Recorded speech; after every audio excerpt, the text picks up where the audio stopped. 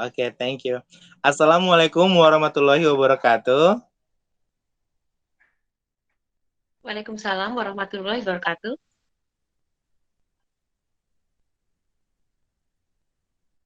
Oke, Wabarakatuh. terima kasih Waalaikumsalam untuk warahmatullahi waktunya semua yang hadir di Google Meet hari ini. Ya, selamat datang Ibu Tita Juwita di Google Meet hari ini. Jadi hari ini kita temanya tentang lupus. Hari ini akan dibahas oleh Dr. Erna sendiri. Tanpa wabarakatuh. berlama-lama, materi kali ini akan disampaikan oleh Dr. Erna. Apakah Dr. Erna sudah siap menyampaikan materi tentang lupus? Oke, siap Mas. Waktu dan tempat dipersilahkan kepada Dr. Erna. Terima kasih. Baik. Assalamualaikum semuanya. Alhamdulillah hari ini kita bisa bertemu kembali di Google Meet dengan tema lupus. Bapak, Waalaikumsalam. Ibu, dan semua teman-teman, ternyata lupus itu semakin lama makin banyak. Padahal itu termasuk penyakit langka.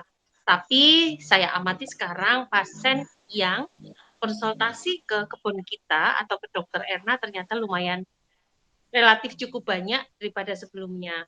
Artinya bahwa fenomena lupus semakin meningkat dari tahun ke tahun. Nah, apa sebabnya? Satu dari gaya hidup dan mental.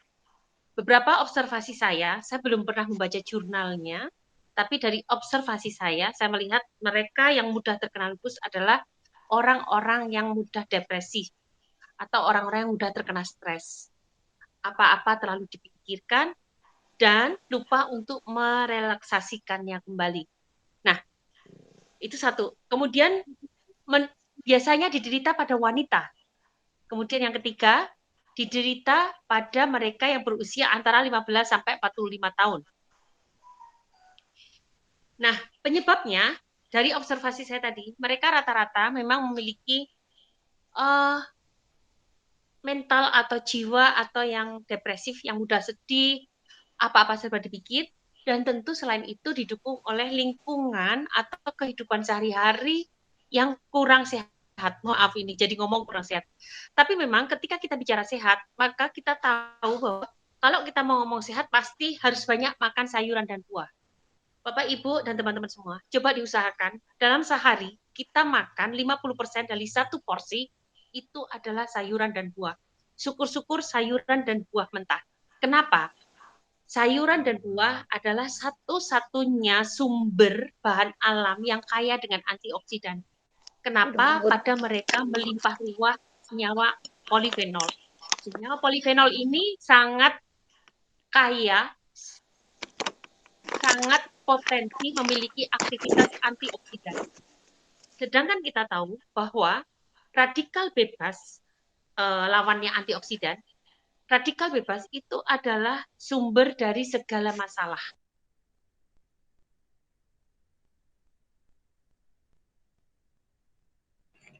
Dokter Erna, boleh mic-nya dihidupin lagi, Dokter Erna? Mic-nya dimatiin. Boleh dihidupin lagi mic-nya?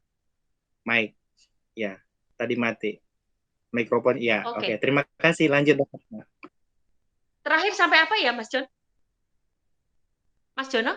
Terakhir Sampai sudah antioksidan. jelas? Sampai antioksidan. Oh, baik. Jadi, radikal bebas itu bisa kita dapatkan dari udara yang kita hirup, makanan yang kita makan, bahkan kita produksi sendiri di dalam tubuh ketika tubuh kita tidak sehat. Kita sedang sakit, itu menghasilkan radikal bebas. Ketika kita banyak pikiran, itu menghasilkan radikal bebas. Radikal bebas adalah molekul oksigen yang tidak berpasangan, dan dia akan merusak molekul pasangan lain. Ketika molekul pasangan lain dirusak, maka organ-organ itu menjadi semakin lama semakin menjadi bermasalah. Nah, eh, penangkalnya apa? Penangkalnya antioksidan. Dan kita tahu antioksidan terbanyak adalah dari buah dan sayuran segar. Oleh karena itu, teman-teman dan Bapak Ibu semua, kalau kalian tidak menyukai buah dan sayuran, cobalah dengan porsi kecil dibentuk di jus. Tidak usah kalian mengunyah, di jus dulu. Ketika mencoba dengan jus yang encer terbiasa, lakukanlah jus yang kental. Ketika sudah terbiasa lagi, kunyahlah. Karena bagaimanapun, makan secara alami jauh lebih baik untuk tubuh kita. Itu satu, pertama. Jadi perbanyaklah kalian untuk penderita lupus terutama, sayuran dan buah. Satu, mengandung antioksidan. Kedua, mereka kaya kalium. Apa itu kalium? Kalium adalah mineral yang akan mencuci tubuh kita dari racun lewat ginjal. Siapa yang bersihkan ginjal? Kalium. Kalium itu akan membersihkan ginjal kita. Sedangkan kita tahu semua sampah, semua kotoran dari dalam tubuh, metabolit residu di tubuh akan terbuang lewat ginjal. Oleh karena itu, teman-teman, uh, bersihkan ginjal kalian, salah satunya dengan sayuran dan buah, salah duanya dengan banyak minum. Minumlah yang banyak, syukur-syukur pagi hari, bangun tidur 1-2 liter per hari. Kalau itu bisa kalian lakukan, itu keren banget. Saya pernah menjumpai seseorang yang 20 tahun selalu minum 2 liter air tiap pagi hari. Wajahnya bersih sekali.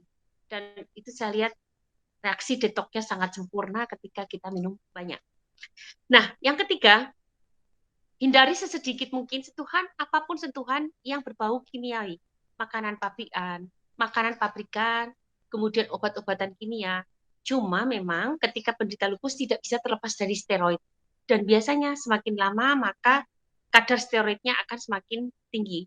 Oleh karena itu, cara membackup-nya bagaimana? Perbanyaklah dengan obat-obat alami supaya secara perlahan kita tidak tergantung lagi dengan steroid.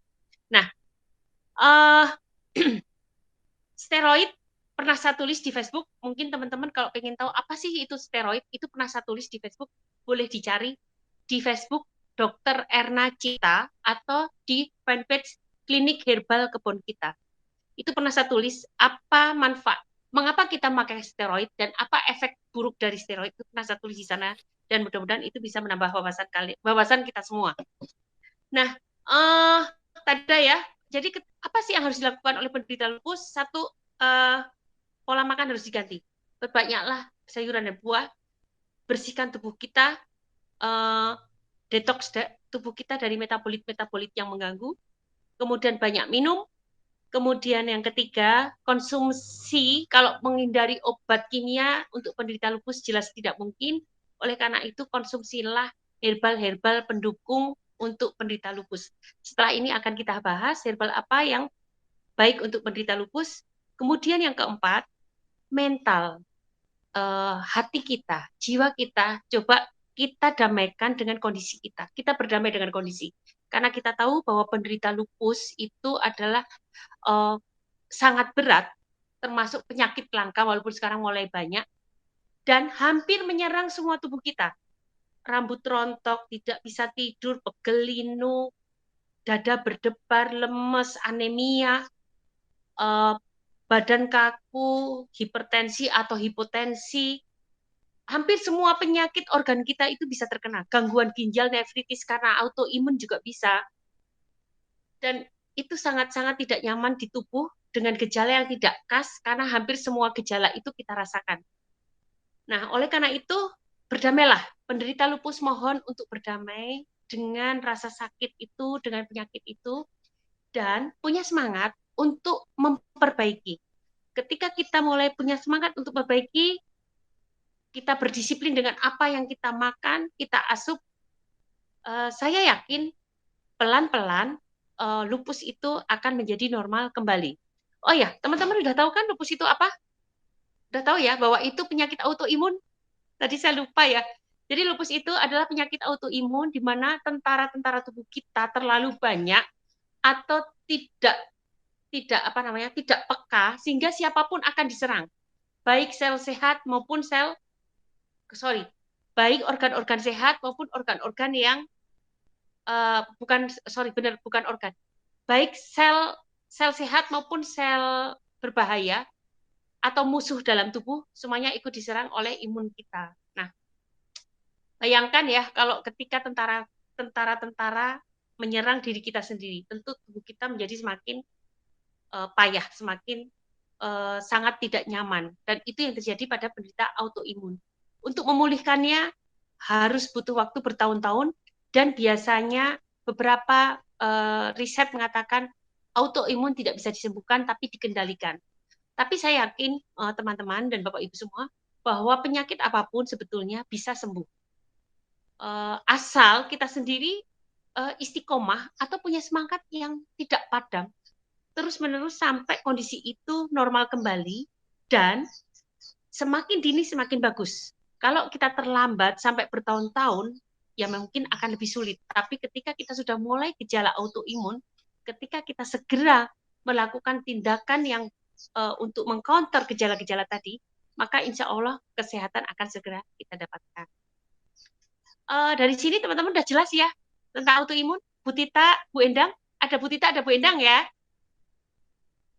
Mungkin ada pertanyaan? Kembali ke Mas John.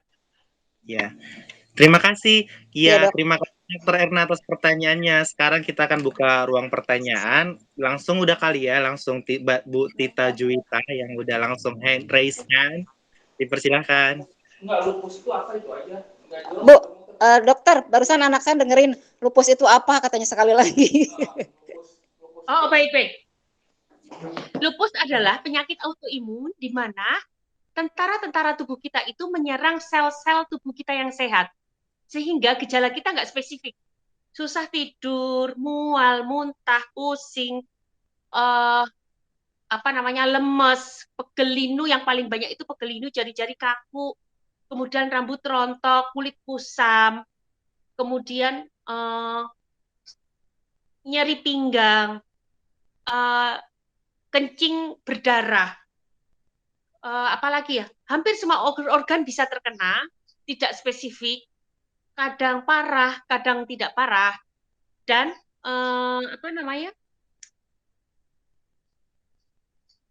demam, disertai dengan demam, sering merasa demam atau sering merasa meriang. Jadi seperti itu Bu Tita. Untuk tesnya, untuk tes labnya, itu yang paling mudah adalah dengan anak. Anak itu tes antibody untuk mengecek apakah tubuh kita ada terdeteksi autoimun atau enggak. Semakin tinggi anaknya, maka biasanya kemungkinan terkena lupus semakin tinggi. Tentang herbal, tadi saya lupa untuk menjelaskan. Herbal untuk memperbaiki lupus adalah satu, sebenarnya gampang banget ini ya Bapak Ibu. Bersihkan ginjal. Pertama kali ginjal dulu. Kenapa? Karena ginjal itu adalah untuk membuang semua racun dari tubuh kita. Bayangkan Bapak Ibu, ketika kita makan nggak sehat, pasti di dalam tubuh kita menyisakan residu. Ketika residu itu dibiarkan bertumpuk di tubuh, pasti menimbulkan perlawanan oleh tentara-tentara tubuh kita. Oleh karena itu, segera buang residu-residu di tubuh kita, yang paling banyak tentu lewat ginjal, walaupun bisa keluar lewat keringat ya, tapi paling banyak lewat ginjal. Jadi satu, pertama, buang dulu semua kotoran-kotoran dari tubuh kita lewat ginjal kita. Oleh karena itu, berikan herbal yang menguatkan ginjalnya. Bisa kumis kucing, bisa kumis kucing, keji beling, seledri, akar alang-alang, daun kelor, kemudian apalagi sayuran yang banyak airnya, buah-buahan yang banyak airnya, semua bekerja ke ginjal. Kemudian kuatkan hati. Kenapa? Hati adalah gerbang pertama ketika makanan masuk ke dalam tubuh kita. Dia yang akan membedakan mana musuh, mana bukan. Makanan yang detoks atau yang tidak. Ketika hati sudah memilah, sudah mensortir makanan detoks dan yang bukan detoks, kemudian yang bukan detoks disalurkan ke tubuh, maka yang detoks itu akan mengotori hati. Oleh karena itu, kuatkan hati, bersihkan hati. Bapak Ibu tentu udah mengenal banyak ya, kalau hati itu gampang banget, semua hal yang berwarna kuning pasti kerjanya di hati. Temulawak, kunyit, buah-buahan yang berwarna kuning, labu yang berwarna kuning, labu apa? Labu parang, kemudian buah-buahan yang berwarna kuning, bisa nanas, apapun yang berwarna kuning, termasuk kerang kuning, itu juga baik, ikan kuning, bambu kuning, semua yang berwarna kuning itu sangat baik untuk hati. Oleh karena itu, Bapak Ibu, ketika Anda menjumpai teman atau sanak saudara yang terkena lupus, coba sarankan paling mudah adalah bersihkan ginjalnya dulu, ginjal dan hati kalian. Insya Allah itu akan cukup membantu. Untuk herbal-herbal spesifik yang perlu diramukan oleh kebun kita, itu tentu tergantung dari keluhannya. Ketika dia ada keluhan di masalah-masalah lain, nah tentu akan kita ramukan lebih spesifik lagi.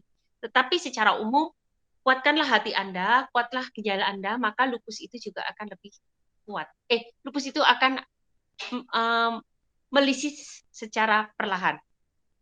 Baik, silahkan Mas John. Waktu saya kembalikan ke Mas Jono. Terima kasih Dokter Erna atas pengetahuan yang luar biasa, keren. Yang pada akhirnya pola makan, pola hidup, dan stres harus diatur dengan baik untuk kita bisa menghalau ini lupus gitu ya. Untuk teman-teman sekalian, apakah ada pertanyaan lain? Itu penyebabnya macam-macam ya, Dok? Penyebabnya macam-macam kan? Kalau penyebabnya tuh tidak bisa diidentifikasi, Ibu. Beberapa literatur mengatakan karena infeksi. Tapi sebetulnya kalau dari pengamatan saya, lupus itu kebanyakan dari stresor yang tinggi. Jiwa kita memang udah rapuh, satu itu. Kemudian kedua, pola makan. Mengapa diderita oleh banyak wanita? Umur 15 sampai 45 tahun. Ya, karena pada wanita lah orang-orang yang baperan ya, bahasa kita kan orang yang mudah stres kan baperan ya. Baperan, kemudian usia-usia produktif. Di mana usia produktif ini membuat memang kita mudah stres ya. Dan itulah mengapa lupus banyak diderita oleh wanita dan umur 15 sampai 45.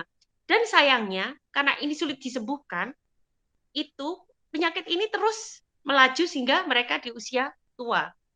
Tapi bukan berarti tidak sembuh, Bapak Ibu. Ketika Anda sudah merasakan sedikit gejala yang tidak spesifik, nggak usah kita ngomongin, jangan-jangan saya kena lupus. Langsung aja bersihkan ginjal Anda, bersihkan hati Anda, ubahlah menjadi gaya hidup yang lebih sehat, kontrol emosi, jaga stres, jaga mental baik, itu akan memperbaiki semuanya. Karena memang sangat gak spesifik. Lupus sangat tidak spesifik gejalanya, tapi yang paling banyak adalah memang pegel linu, lemes, tidak berenergi, anemia, rambut rontok, itu biasanya sering menyertai penderita lupus. Silakan Mas Jono. Terima kasih Dokter Erna. Mungkin kali ya, karena lupus ini mungkin akumulasi kali ya, nggak serta-merta dari satu penyakit kali ya.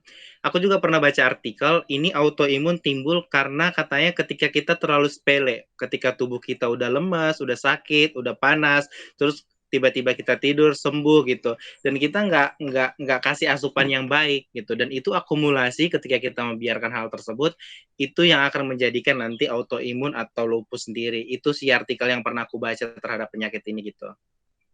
Untuk pertanyaan selanjutnya mungkin dari Mustika ada pertanyaan. Oh, Mbak Dora Jotun, ya silahkan. Oke, Assalamualaikum. Waalaikumsalam. Pak Harjono atas kesempatannya. Sama-sama. Saya bergabung dari info dari Bu Tita ya. Terima kasih Bu Tita. Ya, saya mau tanya mengenai lupus tadi. Maaf, bukan lupus, autoimun ya. Autoimun itu sebenarnya keturunan atau memang bawaan dari lahir gitu ya? Atau memang tiba-tiba datang gitu karena tadi konsumsi kita kurang baik? Itu yang pertama. Terus yang kedua, lupus dengan herpes itu sebenarnya sama nggak sih? Kayaknya ciri-cirinya hampir sama juga, dan kebetulan saya punya teman juga yang satu lupus, yang satu herpes. Itu ciri-cirinya sama gitu. Itu aja sih pertanyaan dari saya. Terima kasih atas kesempatannya. Assalamualaikum warahmatullahi wabarakatuh. Baik Bu Dorjatus, salam kenal. Saya Dr. Erna dari Kebun Kita Organik Herbal, Klinik Herbal Kebun Kita. Tentang lupus, Ibu. Lupus itu bukan keturunan, bukan penyakit menular, dan tidak menularkan juga, tetapi mematikan. Karena ketika penyakit ini dibiarkan, dia akan mengalami gagal organ. Ginjal menjadi gagal ginjal, jantung menjadi gagal jantung, paru-paru juga bisa bermasalah, dan bahkan bisa menimbulkan kecacatan. Karena dia biasanya lama-lama nggak bisa jalan, kemudian terjadi pengecilan pada otot-ototnya, dan semakin membuat dia menjadi semakin nggak bisa jalan. Nah, penyebabnya, seperti yang tadi sudah dijelaskan di depan, penyebabnya beberapa riset mengatakan infeksi, kemudian stres, kemudian karena keturunan tidak ada, Ibu, keracunan makanan, Tetapi dari pengamatan saya selama ini paling banyak karena stres. Dan sebetulnya penderita ini mereka mengakuinya. Dulu memang saya suka sekali, suka marah-marah, suka penyedih, suka ini. Dan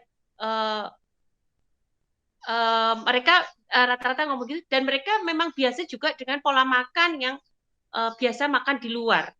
Beberapa penderita lupus adalah pekerja, yang saya kenal adalah pekerja. Jadi mereka dapat stres yang sangat berat dari keluarga, dari pekerjaan, kemudian makan selalu di luar, dan akhirnya membuat tubuh mereka menjadi tidak nyaman. Memang awal mulanya tidak nyaman. Tubuh sudah memberikan sinyal bahwa tubuh kamu nggak nyaman. Tetapi ketika tidak dia mengabaikan, akhirnya benar-benar terjadi suatu penyakit yang menjadi susah untuk disembuhkan. Gejala awal, semua penyakit ini memang diawali dari rasa nggak nyaman di tubuh. Tidak bisa tidur, mudah capek, nggak bisa bangun, badan tidak fit, kemudian lemes. Sebetulnya hampir semua penyakit memang ditandai itu. Cuma ketika dicek secara lab, dia normal semua. Tidak hipertensi, tidak ada kenaikan leukosit, tidak ada kenaikan sel-sel darah, profil lemak normal, semuanya normal. Cuma di tubuh udah tidak merasa nyaman. Nah, harusnya ketika ada tanda-tanda awal seperti ini, dengan nilai-nilai lab yang semua normal, organ-organ yang masih normal, tapi tubuh udah memberikan sinyal ketidaknyamanan, memang sebaiknya segera melakukan upaya untuk menetralisir semua ini. Yang kedua tentang herpes. Herpes itu disebabkan karena virus dan dia menimbulkan penyakit kulit ya Bu, menggelembung ya. Menjadi gelembung-gelembung, menimbul ada rasa panas, rasa pedih, demam. Dan itu sebenarnya hampir rasa demam, rasa panas itu biasanya terjadi hampir semua penyakit infeksi. Penyakit infeksi virus maupun penyakit infeksi bakteri biasanya disertai dengan badan yang demam, badan meriang. Cuma pada herpes biasanya ada gelembung-gelembung pada kulit atau luka-luka pada kulit. Nah, tentu ini sangat berbeda dengan lupus. Memang lupus ada yang kulitnya bermasalah, tapi tidak selalu begitu. Ada yang ginjalnya bermasalah. Ketika dia buang air kecilnya berbusa atau berdarah. Dan ketika diperiksa labnya itu normal. Oke, kalau memang tanda-tanda lab normal, tetapi dia ada gangguan pada ginjal, pada organ-organ lain, ada kemungkinan dia terkena lupus. Sedangkan herpes memang terdetek Bu virusnya kan, virus herpesnya ada. Secara klinis dia menunjukkan gejala herpes. Dari lab virus herpesnya ditemukan. Jadi ini dua hal yang sangat berbeda. Sudah jelas ya Bu? Mudah-mudahan jawaban saya menjawab pertanyaan itu. Iya. Kembali ke Mas Jono, monggo. Terima kasih atas pertanyaannya dan jawaban yang luar biasa dari Dr. Erna. Mungkin ada pertanyaan lain dari teman-teman sekalian? Boleh nggak Dok, nanya bukan lupus? Ada titipan dari Boleh, silakan Bu Tita. kakak saya. Kakak saya lagi merawat anaknya sakit tipes. Kata dokternya hanya boleh makan bubur sama telur. Boleh nggak makan tahu direbus? Tipes Bu, tipes itu kan gangguan mukosa saluran pencernaan. Biasanya yang diserang adalah pencernaan bagian bawah, usus besarnya. Nah, di usus besar ini adalah bagian untuk penyerapan air. Penyerapan air itu terjadi di usus besar. Sedangkan molekul-molekul atau ion-ion nutrisi itu diserap dari lambung hingga ke usus 12 jari. Pada penderita tipes, biasanya yang diserang adalah usus besarnya. Oleh karena itu, dia menderita diare atau sembelit. Kalau menurut saya, Bu, kalau saya dengan penderita tipes, itu buah dan sayuran itu tidak boleh lepas. Hanya bisa kita lembutkan dengan cara di blender atau dimasak matang. Tapi kalau dimasak matang, Ibu, itu banyak sekali sayuran atau nutrisi yang hilang. Mengapa kita butuh ini? Penderita tipes mengapa jarang sekali sembuh? Karena bakterinya itu tidak tuntas mati. Bakteri patogen yang menyebabkan tipes ini, dia itu akan mengeluarkan senyawa semacam toksik yang akan mengacaukan semua ekosistem di lambung, di saluran pencernaan, mulai dari lambung hingga ke usus besar. Tapi rata-rata dia memberikan tanda-tanda di usus besar. Nah, Walaupun hanya satu patogen, bakteri satu patogen yang tersisa, itu ketika toksik itu ditimbulkan, dia menciptakan toksik, maka terus-menerus berkumpul, terakumulasi, dan menimbulkan efek yang tidak nyaman di sepanjang perutnya. Sehingga penderita tipes banyak sekali yang mudah masuk angin, mudah demam di malam hari, diare yang tidak kunjung sembuh. Dan itu menjadi seperti lingkaran setan, Bu, kalau kita hanya mengobati hanya dengan antibiotik. Karena beberapa kuman dari tipes ini, bakteri ini sudah resisten dengan antibiotik. Oleh karena itu, peran dari pola makan atau holistik keseluruhan itu sangat diperlukan. Satunya adalah makanan. Saya tidak pernah melepas makanan sayuran dan buah. Tadi seperti saya terangkan, toksin ini kan sebetulnya masuk ke radikal bebas. Itu hanya bisa dicegah oleh antioksidan. Dan makanan segar kaya dengan antioksidan. Oleh karena itu, pilihlah sayuran yang lembut, sayuran di blender, encer dulu, diminumkan. Kalau perlu airnya dulu, airnya diminumkan. Bersama dengan apa? Bersama dengan buah yang rasanya manis. Manis dan banyak mengandung umbi. Mengandung umbi itu, karena kalau mengandung umbi, itu sangat bersahabat dengan perut yang bermasalah. Buah yang mengandung umbi, pisang. Yang mengandung umbi itu maksud saya mengandung amilem. Pisang. Pisang. Pir. Apel. Kemudian apa lagi? Pisang, apel pir, asam apel. kan, Dok? Asam kan apa ya? Asam. Kalau sebetulnya walaupun asam, Bu, itu bisa dinetralisir dengan sedikit garam dan kasih madu. Oh, Kalau kasih Ibu, madu. saya kok takut ya, ini menjadi tidak steril. Kalau Anda ingin sterilkan makanan Anda, tambahlah madu. Madu itu sebetulnya penyeteril yang paling bagus. Atau madu imun. Madu imun kita ada probiotiknya. Probiotik itu adalah predator untuk bakteri patogen. Jadi dia akan mensteril. Madu imun juga predator untuk virus.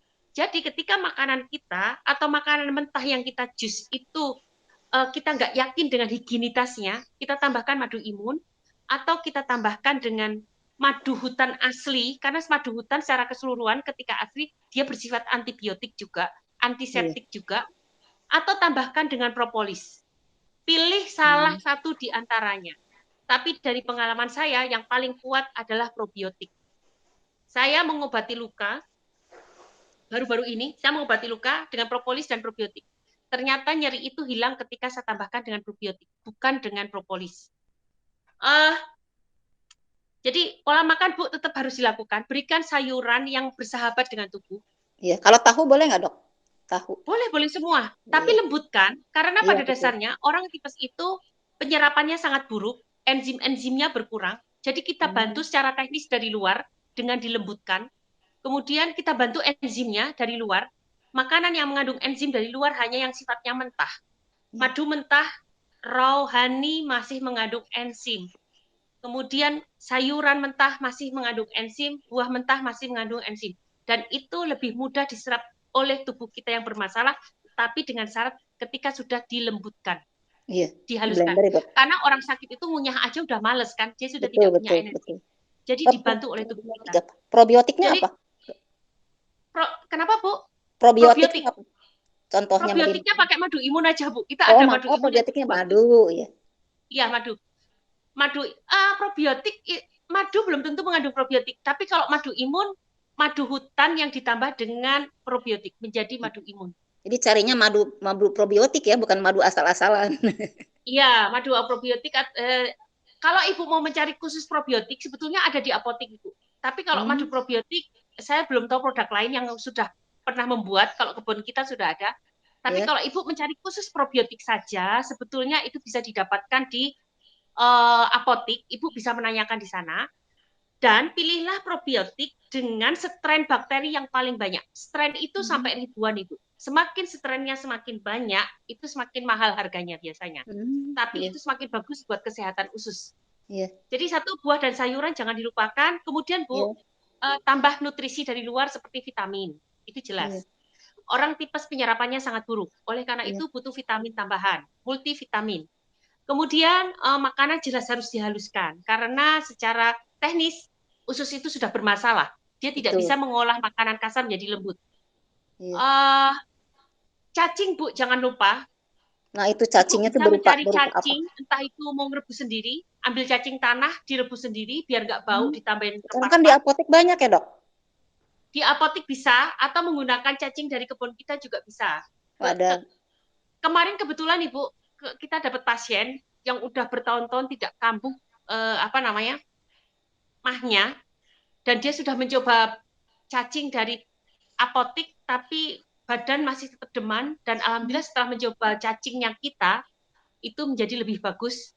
Dan sekarang sudah sembuh. Nanti kalau Ibu bersedia, nanti biar Mas Novel coba berikan ininya ya, berikan testimoninya Mbak Dahlia ya, yang alhamdulillah bisa membaik dengan madu imun, kemudian produk cacing dari kebun kita. Dan beliau itu sudah lama sekali menderita tipes yang tak kunjung sembuh. Dan sebetulnya tipes tak kunjung sembuh itu sering banget saya jumpai, karena apa? Pengobatannya tidak tuntas. Iya. Harus Antibiotik bed secara rest, kedokteran, benar-benar ya dok? Harus bed rest kan? Nggak boleh gerak? iya, 1 bed rest, kemudian pengobatan antibiotik itu minimal 2 minggu. Itu minimal. Itu pun harus menggunakan antibiotik yang kalau perlu sebelumnya sudah diuji resistensinya dulu. Karena sekarang banyak sekali kuman-kuman yang sudah resisten dengan antibiotik. Jadi supaya hasilnya bagus. Yang ketiga harus ditambahin dengan pola makan atau herbal dari luar supaya penyembuhannya sempurna. Baik, waktu saya kembalikan ke Mas Jono. Waktu kita hingga jam 11 ya Bu Tita dan teman-teman semua. Iya. Iya. Terima kasih penjelasannya Dokter Erna, sangat baik diterima. Untuk teman-teman sekalian masih ada pertanyaan? Pak Harjono. Ya. Pak Harjono, itu ada Bu Doro Jatun dari SMA 9, itu dia sama saya tuh suka nanganin anak-anak yang sakit tuh, coba. Bu Iko, coba nanya Bu Iko. Ya, silahkan langsung ditanyakan aja. Sudah nanya, Prof. Coba nanya ke dokter, mumpung ada dokter, kita kan tukang nanganin anak 1000 anak di SMA 9. Tapi saya udah nanya kok, Prof Tita nggak fokus kayaknya. Oh, udah ya? Saya udah nanya. Yang mungkin keterlibatannya dengan anak kecil lagi? Kalau penyakit, Bu, sebetulnya kalau dari madu imun kita, alhamdulillah, itu sebenarnya untuk penyakit-penyakit yang infeksi apapun itu cukup membantu selama ini. Mungkin di sini ada Bu Endang ya, nanti Bu Endang bisa cerita bahwa anak demam, batuk tidak kunjung sembuh, penyakit tipes, penyakit infeksi yang tidak spesifik itu alhamdulillah banyak terbantu dengan madu imun, apalagi COVID. Itu memang 100% untuk COVID sebetulnya. Jadi madu imun ini kita buat memang untuk COVID. Jadi kalau misalnya, ini usul saya loh, Bu Tita dan Ibu Doro Jatun, kalau misalnya berkenan, coba aja di UKS-nya disediakan 1 madu imun. Dan ketika anak-anak sakit, diberikan 1 gelas air hangat, teh, apapun, ditambah dengan 1 sendok madu imun.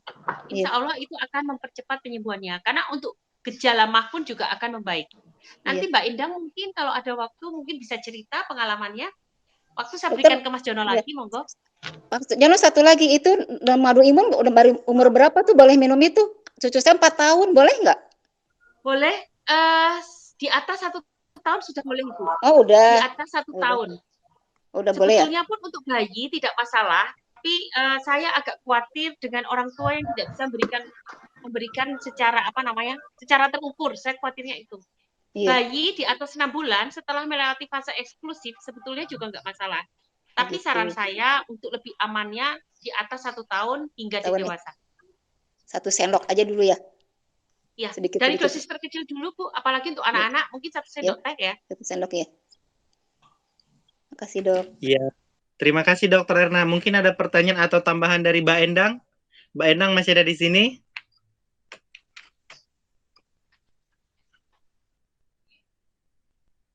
Oke, terima kasih. Apakah teman-teman sekalian sudah jelas informasi tentang lupus hari ini? Atau masih ada yang hal ditanyakan terhadap Dokter Erna karena kita masih punya waktu 10 menit lagi? Ya, maaf Pak Harjono. Jadi intinya untuk lupus itu semua orang bisa kena ya? Tergantung kita konsumsi makannya atau tingkat kestresannya begitu ya Bu ya?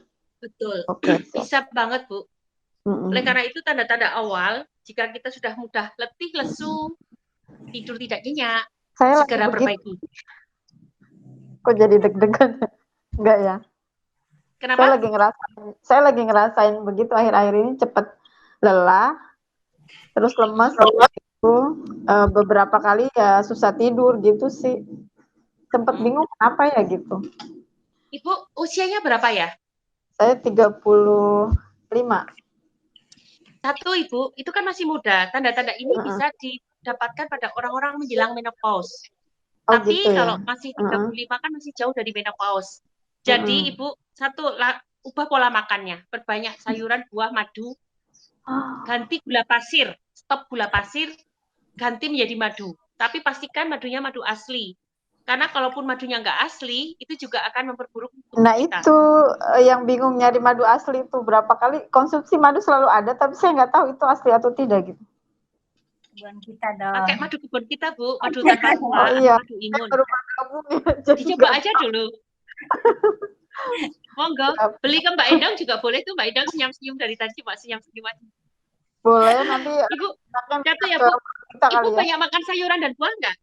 Ibu saya banyak suka, makan sayur dan buah nggak? Suka itu, dua konsumsi itu saya suka banget. Sayur dan buah. Ibu bisa nggak porsinya sekarang ditambah 50% dari porsi kita adalah sayuran dan buah segar. Oh, jadi pakai dosis. Ya, pakai dosis. Oh, oke. Ibu udah suka, udah bagus, tapi dosisnya harus sesuai. 50% dari satu porsi makan kita adalah buah dan sayuran segar.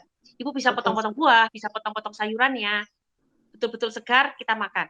Kemudian kedua, Ibu coba meditasi ya, Bu. Ibu meditasi, fokus ke pernapasan, atau meditasi sambil zikir juga bisa, karena pada dasarnya meditasi itu adalah fokus. Fokus ke satu hal, dan meringankan semua, melepaskan semua yang terasa beban ada di hati, di tubuh kita, kita lepaskan, kita fokus ke pernafasan, ke zikir boleh. Coba Ibu lakukan mulai dari 5 menit, kemudian bertambah menjadi 10 menit, menjadi 15 menit, tapi fokus ke zikir atau pernafasan kita. Oke. Nah, setelah Ibu meditasi rutin, lakukan olahraga. Kalau Ibu memungkinkan, coba Ibu olahraga rutin, mungkin ajak suami, ajak teman, atau siapapun. Jalan cepat 15 menit saja, Bu, per hari. Karena pakai dosis ya, Bu. Ketika kita melakukan apapun, itu harus dengan dosis yang benar. Jalan cepat setiap hari 15 menit saja. Ibu bisa lakukan bersama teman-teman atau apa. Mungkin Ibu pulang kantor bisa jalan. Ibu pulang kantor jalan cepat gitu. Tapi harus jalan cepat, Bu. Kalau bukan jalan cepat, misalnya kan beberapa ibu mengatakan, kan saya nyapu ngepel olahraga juga tidak. Iya. Oh, nggak bisa ketika ya? kita mengatakan olahraga harus ada perubahan denyut nadi. Denyut nadi berubah di atas 100. 100 denyut per menit. Itu baru bisa dikatakan olahraga. Selama denyut nadi belum berubah, maka itu belum bisa dikatakan olahraga. Kenapa olahraga penting? Karena itu, Bu, mendongkrak hormon endorfin dan menekan hormon stres atau hormon adrenalin. Ya, hormon inilah tadi yang menyebabkan keluhan kita menjadi pegelinu, tidak bisa bangun, lemah, tidak energik, karena kita hormon adrenalin kita terlalu banyak. Jadi tolong tekan hormon adrenalin kita, timbulkan hormon endorfin kita dengan olahraga. Dan ketika kita olahraga bukan berarti kita pekerjaan rumah tangga itu olahraga. Kalau Anda bisa melakukan pekerjaan rumah tangga dengan kecepatan tinggi sampai denyut nadi bertambah, itu baru olahraga. Sering begitu kalau orang tua dulu kayak gitu. Jadi ke bawah saya. Kelemahannya ibu-ibu itu biasanya kurang minum, Dok. Ya, kurang minum juga perlu. Artinya pola makan harus diperbaiki, banyak sayur, banyak minum. Terus kalau tidur, Bu, tidur itu jangan terlalu malam. Jadi kalau tidur, itu hormon serotonin kita itu keluarnya pakai jam-jaman juga. Serotonin kita itu keluar di bawah jam 10. Itu hormon untuk ngantuk. Jadi tolong manfaatkan hormon itu. Kenapa? Ketika kita betul-betul tidur di bawah jam 10, maka regenerasi sel juga akan terjadi dengan bagus. Dan ketika kita tidur terlalu malam, itu akan keluar hormon lapar. Itu namanya hormon apa ya? Kalau hormon kenyang tuh leptin, kalau hormon lapar saya lupa namanya, ada, Bu. Ketika kita tidur terlalu malam, hormon adrenalin keluar, hormon lapar keluar, itu yang menyebabkan tubuh kita menjadi tidak sehat. Jadi manfaatkan kesehatan kita dengan istirahat yang benar juga. Usahakan tidur di bawah jam 10 dan betul-betul nyenyak. Kalau kita mungkin sebelum tidur berzikir dulu biasanya akan tidur lebih nyenyak. Dan jangan lupa, Bu, pakai kaos kaki. Dari riset mengatakan kalau kita tidur menggunakan kaos kaki ternyata membuat tidur lebih nyenyak. Oh gitu ya? Oh Nggak dicoba usah deh. dioles-oles ya kaos Iya, kakinya ya. jadi Oh dicoba kenapa deh, Bu? coba. Kaos kakinya nggak usah dioles-oles minyak ya. Karena Boleh. nenek banget. Kalau mau tuh minyak yang bagus, minyak itu, minyak apa ya? Minyak apa Bu? Betul. Yang Skincare. dari Bali itu Enak. minyak apa ya? Saya lupa namanya. Kutus-kutus kan lagi ngetren ya. Iya Bukan. iya iya, kutus-kutus. Kutus-kutus Oh ya. kutus-kutus, iya Iya, benar. karena itu memang dia mengandung minyak Hangat esensial juga. untuk penenang. Jadi kalau ibu tidurnya nggak nyenyak, coba aja olesi dada ibu, sekitar leher, dada, kaki dengan minyak kutus-kutus. Karena dia saya lihat ingredientnya memang ada penenangnya. Jadi coba pakai minyak itu, mudah-mudahan dengan ibu mengubah tidur yang bagus, makanan yang bagus, olahraga yang bagus, pelan-pelan ibu akan menjadi sehat kembali. Karena ibu masih muda, Bu. Kalau usia di atas 45, mungkin itu tanda-tanda mau menopause. Tapi karena masih Jangan. muda, berarti masih bisa diperbaiki. Bu Doro Jatun itu suka makanan enak, Dok. Suka makan makanan Ketahuan enak. kan? Boleh Bu. Ibu makan enak boleh, tapi bikin aja ya. Jadi kalau hari-hari biasa sih saran saya, hari-hari biasa, coba bikin kecenderungan jadi vegetarian. Itu akan mencuci tubuh kita yang beracun menjadi lebih bersih. Kalau ini Bu, pagi-pagi kita sarapan cuma kurma aja misalnya. Itu sama nggak sih atau beda sih? Gimana sih? Kalau ibu sarapan, itu harusnya setiap kali sarapan itu minimal ada kalori antara 300 sampai 500 kalori. Karena kalori kita per hari 1.200. Dibagi 3 kali makan, maka rata-rata hampir 300 ya. Kalau 2 kali makan 500, kalau 3 kali makan 300. Saya belum pernah membaca kurma, kalorinya berapa per biji. Kalau ibu mau mencapai kalori sampai 300, ya kurmanya harus dihitung Bu berapa, sehingga betul-betul memberikan energi kita untuk sepanjang hari. Kan ibu ngajar ya, kalau ngajar kan ngomong terus ya, itu kan capek. Jadi energinya memang harus tersedia di pagi hari dengan cukup. Iya, saya tahun 2019 tuh kalau sarapan 7 kurma gitu. Nanti jam-jam 10 misalkan makan buah naga 1 misalnya kayak gitu. Udah nanti jam 12 baru makan nasi, kayak gitu tuh 2 tahun. Kesini-sini saya kayaknya enak gitu sama kurma. Gitu. Nggak apa-apa Bu, nggak harus pakai kurma. Ibu coba sarapan pakai oatmeal. Sesekali coba oatmeal, dikasih yogurt yang plain, tambahin sedikit madu imun. Nah itu madu imun sudah mengandung probiotik. Gimana sih? Kenapa? Nanti akan kirimkan. Nanti aku akan minta Bu dari Bu Tita. Ya, siap, makasih. Ya, kan Monggo kalau mau berkunjung ke kebun kita. Iya, pengen tahu. Oke, terima kasih Dokter Erna. Terima kasih Dokter. Oke, terima kasih teman-teman sekalian udah menyempatkan hadir untuk Google Meet kali ini. Bahasan kali ini cukup menarik ya. Kita juga sampai membahas banyak hal tentang kesehatan. Pastinya juga minggu depan setiap Selasa kita akan tetap mengadakan Google Meet. Pastikan teman-teman juga akan sediain waktu karena akan membahas tentang penyakit-penyakit dalam tubuh dan bagaimana cara mengatasinya. Terima kasih untuk ketersediaan waktu Dokter Erna memaparkan materi yang luar biasa, dan juga teman-teman sekalian yang udah menyempatkan hadir dalam Google Meet kali ini. Kita bertemu lagi ya di hari Selasa minggu depan. Terima kasih. Terima kasih Dokter. Makasih Pak Arjono. Pak Harjono dan Bu Dokter. Waalaikumsalam. Dah Bu Iko. Iya, Protita. Sudah foto ya? Mas Irfan sudah difoto ya? Oh, kita foto dulu kali ya. Foto dulu, lupa. Sorry. Foto dulu, jangan keluar dulu ya. Jangan foto dulu, kemudian direkam juga ya. Ya. Boleh kameranya Bu Tita di-on-in? Saya itu nggak pakai. Itu aja foto yang itu dulu. Oke, boleh. Mas Irfan udah siap? Ya, sudah.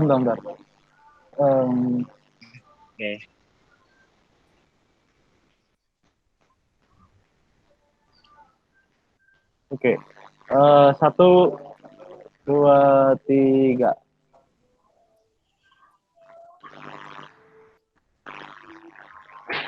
Lagi. 1, 2, 3. Oke. Sekali lagi ya. Sekali lagi. 1, 2, 3.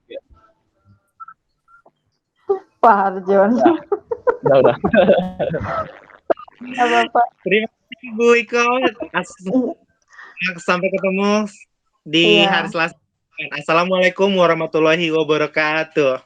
Waalaikumsalam warahmatullahi wabarakatuh. Terima kasih Pak Harjono, Dokter Erna.